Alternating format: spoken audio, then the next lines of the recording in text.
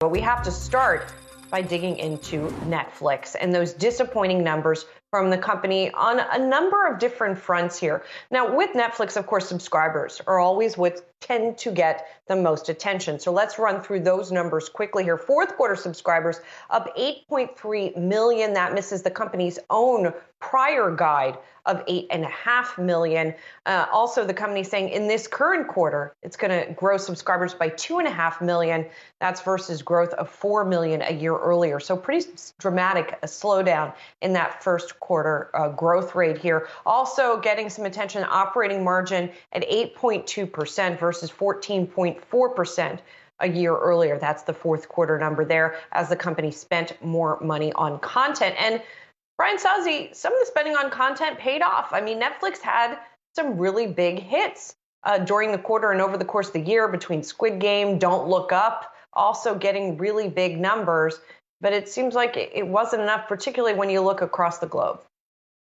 No, and it really wasn't enough for Wall Street. As you're seeing with the stock reaction here in the pre-market, Julie, absolutely vicious. I've counted at least 4 downgrades by sell-side analysts this morning on Netflix after this quarter. Makes you wonder, where the hell were they last week into this report? Nonetheless, there was a lot of concern here, and there's a lot of concerning takeaways, I think, from the earnings call. When you have Reed Hastings, the co-chief executive officer of Netflix, hopping on this very lengthy earnings call, saying that, hey, we're being impacted by increased competition. We're being impacted by the what he is calling a COVID hangover effect. And then, oh, yeah, we really can't measure the impact of any of this stuff. And when it might end, those are red flags. And I think that's why you see the likes of Pivotal Research. And I just wrote about this. The story's on the Yahoo Finance homepage right now. Why you have analysts calling Netflix shares dead money, potentially dead money right now, even after this very sharp pullback.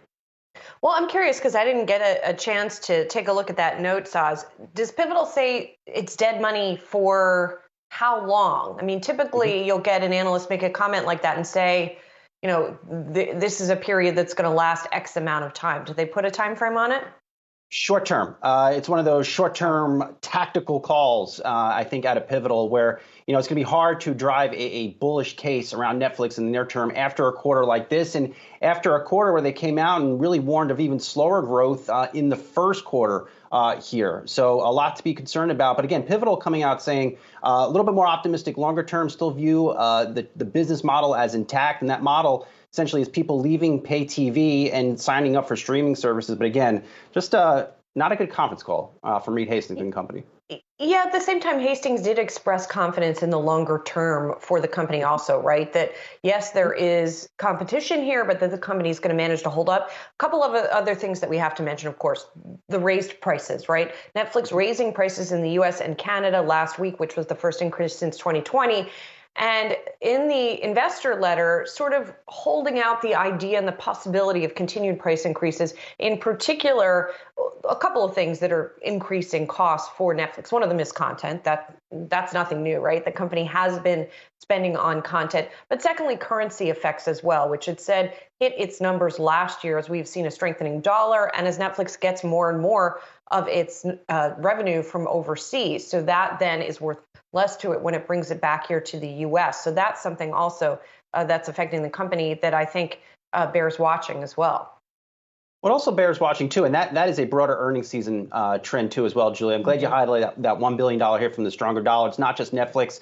It's something we're going to be hearing about, I think, at length over the next few weeks as these multinationals report. But you have to wonder, on a week that started with Microsoft paying nearly $70 billion to buy Activision Blizzard, at what point does a Netflix come out here and make some form of acquisition to jumpstart its growth? Because they're essentially telling you in the U.S. their business may be near a peak, and it may be hard to get new subscribers in the U.S. So as an investor, you're starting to think, well, what could drive future growth for Netflix? Sure, you know, there's an international component here, but if this company wants to be a big player in games, also live sports and other live sports and news, something that Hastings talked about and acknowledged that they're not really in right now. At what point do you open up your pocketbook and spend up big to help to build out this portfolio for Netflix? Yeah, well, the company did introduce mobile gaming during the quarter, which is interesting. We're not getting a lot of detail as to, you know, what significance that has now or how big it could be. Something else, they also introduced a site, and I don't know how to say this thing, Tudum, ta-dum, ta-dum, ta-dum, ta-dum. I don't know what it's supposed to be pronounced like, but it's a site that they say extends stories and conversation, and it's a sort of a fan site for the shows, I guess, to sort of interact and increase engagement. That's going to be something I'm going to be watching. It's quite interesting. Just to put today's stock move in perspective, by the way, it is not unusual for Netflix to have big moves following earnings, right? The average move in the stock over the past 5 years following earnings has been 10%. And in some cases, it's been larger than that. To get a drop like this, though, you got to go back to 2012. And that was when Netflix was quite a different company and in a different place in its maturity level. But again, to put things in perspective, it went public back in May 2002. You want to take a guess as to how much the shares are up since it went public? No, I don't want to sound dumb. Take it away, Julie. 47,000%. Huh. So I guess I don't know. It puts things in perspective a little bit. Okay. Julie, I want to add too. I think real quickly. We have a lot of new investors on the Yahoo Finance platform still. A lot of people coming into this market.